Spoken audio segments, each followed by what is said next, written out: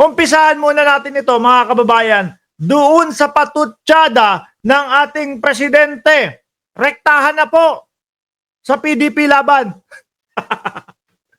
Rektahan na mga bossing sa PDP laban. Ano po ang sabi ng ating Pangulo, mga bossing? Nagtataka nga ako, parang yung mga iba na naging kandidato nag-deliver lang yata ng suka Ayan mga bossing. Totoo naman ho mga kababayan. No? Sino po ba yung mga nakikita natin at pansin natin na wala naman din yung gagawin sa Senado? Para talaga namang pinag-deliver lang o pinabili lang ng suka itong mga ito, mga kababayan. Ulitin natin ha, yari sila. Ito yung gusto natin presidente ngayon. Talagang bumabanat na ho. Siguro napagod na din ho, di ba? Kasi nung mga unang mga buwan o nung pagkakapanalo pa lang, sabi, nakakainis naman si PBBM. Binabanatan na siya, paulit-ulit na siyang sinisiraan, ayaw pang magsalita, ayaw pang rumesbak sa kanila. O eto ang gusto ng taong bayan, yung bumabalik, rumeresbak. At sinasabi yung katotohanan, mga bossing. Ulit! Nagtataka nga ako, parang yung mga iba na naging kandidato nag-deliver lang yata ng suka nabigyan na ng certificate of candidacy. O, nabigyan na ng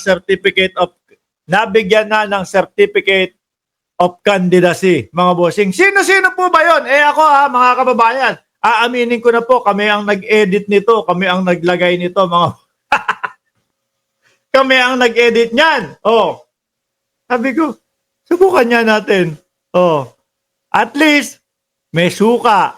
May suka. Inayupak naman. Yung suka nasa ulo. May suka. May suka. Parang isa-isahin natin mga kababayan. No? Philip Salvador, mga bossing, paano natin nasabi na parang sila yung tinutukoy na pinag-deliver ng suka?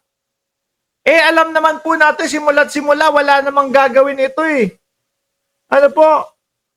At kay Ipe Salvador natin nakikita, mga kababayan, na yung mga ta-artists na mga nalalaos, ang ginagawa nilang sunod na karir ay tumakbo sa mga government position, mga kababayan. Ginagamit nila yung kasikatan nila para manalo sila sa government position. Pero ang ending ho, mga bossing, Robin Padilla. Walang silbi. Jimmy Bondoc, mga kababayan. Wala din ho. Halata at alam natin na ang gagawin nitong mga ito magpapakasenador lang kay dating Pangulong Duterte. Kagaya po ng ginagawa ni Robin Padilla. Nagpapakasenador kay dating Pangulong Duterte at kay Buloyski dahil madami siyang utang na loob. Di ba? Sino pa yung nasa ibabaw? Eto, di ko kilala. Hayaan natin siya. Bungo!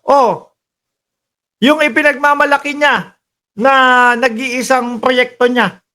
Di ba? Nasabihan pa si Trillanes na wala daw ginawa. Samantalang yung kanya, yun lang nag-iisa ang ipinagmalaki niya. Lugaw? yung kariton ng lugaw? Hindi. Meron naman. Nakalimutan ko na yung tawag dyan Isa lang din hutong epal, mga boss, no? Nakapagkaho sila yung nagpapamigay ng mga 4-piece nung AX at iba't ibang mga pagtulong sa bayan, pagtulong sa mamamayang Pilipino, masaya. Mabait sila. Pero kapag iba na, yung nagpapamigay ng AX, AKAP, ang pinapalabas nila ay pinambibili ng boto, mga kababayan. Si Bato de la Rosa, ano nagawa? Lustay ng pera ng bayan sa pamamagitan ng mga pahiring-hiring niya dahil sa pagtatanggol dito sa tao na to. Di ba? Nasasayang ang pera ng bayan. Papatawag ng hearing. Wala naman hong kapupuntahan. Doon sa mga hearing niya, ano po ang nangyari, ano po ang naibigay na dulot sa Pilipinas? Di ba alaws naman ho, mga bossing? Di ba wala naman pong pinatunguhan yon? Kung di, nagpakain lang tayo doon sa hearing niya. Oh, madami pong naabalang tao na dapat sana nagtatrabaho sila doon sa panahon na yon, hindi. Dahil nga po may patawag si Bato de la Rosa, kailangan nilang sumipot kahit na makakabawas sa kanilang kita. Na alam naman ng sambayan ng Pilipino, wala naman pong patutunguhan, mga kababayan. Di ba? Pero kapag po sila ang pinapatawag sa mga hearing, hindi po nila nire-respeto. Hindi po nila inaatenan kung ano-ano pong alibay. Pero pag sila ang nagpatawag, ay nako, akala mo may katuturan yung gagawin nila. Pero wala naman. Di ba? At siya din po ang nagpauso, mga bossing, na kapag ka may butas ng puncher, ibig sabihin, okay na yung papeles na yun. Okay na yung dokumento na yun. Legit na yung dokumento na yun. Yan po, walang iba kundi si Bato de la Rosa, mga bossing. Rodante Marcoleta! Aba, bit yung suka niya. Siya lang naman po, mga kababayan, ang sikat na sikat ngayong linggo o nung nakaraang linggo. Dahil siya ay nagpahayag ng walang West Philippine Sea, mga bossing. No? Kalaunan bumabawi.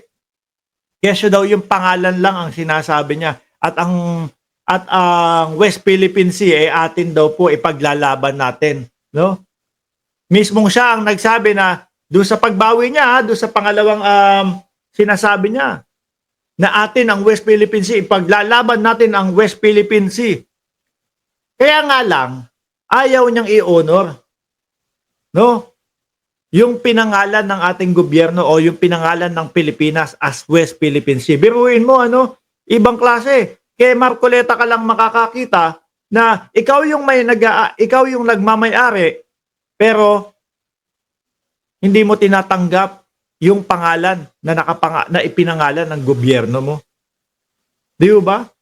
Ang gusto niya South China Sea, mga bossing. Gusto niya, sinasabi niya, ayaw ko pong mapagtawanan tayo ng mga kalapit nating mga bansa o ng mga bansa about dyan. Di ba mas nakakatawa kung sasabihin natin, sa amin ang South China Sea. Sira pala tuktok mo Pangalan pa lang, China na Tapos sasabihin mo sa inyo yan. Di ba mas nakakatawa yun, mga kababayan? Tapos ito naman pong isa, si hindi ko din kilala. Hindi ko din kilala, mga kababayan. Pasensya nyo na po. Wag na natin topic kung hindi kilala. Di ba? Lahat wala namang pakikinabangan dito sa PDP laban. Di ba, mga bossing? So ako, naunang naisip ko, sila yung pinapatukuyan na pinabili ng suka. Nabigyan ng Certificate of Candidacy, which is, totoo naman Di ba, mga kababayan? Totoo naman, yan. Sabi ko, lagyan nyo na nga lang ng suka yung mga yan.